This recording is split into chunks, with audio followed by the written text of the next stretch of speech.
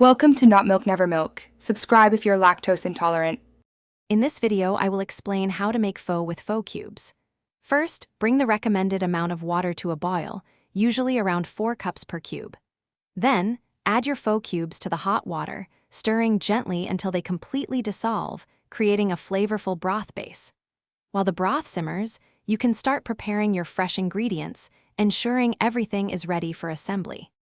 For delicious pho, proper ingredient preparation is key. Cook your pho noodles until they are perfectly al dente, then drain and set them aside.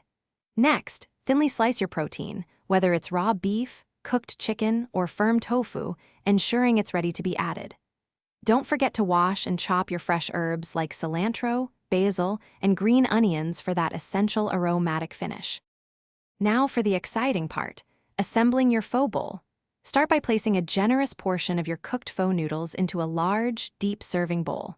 Next, artfully arrange your thinly sliced meat and fresh herbs over the noodles. Finally, carefully ladle the steaming hot, aromatic pho broth over all the ingredients, allowing the heat to gently cook any raw meat. To truly personalize your pho, offer a variety of garnishes on the side.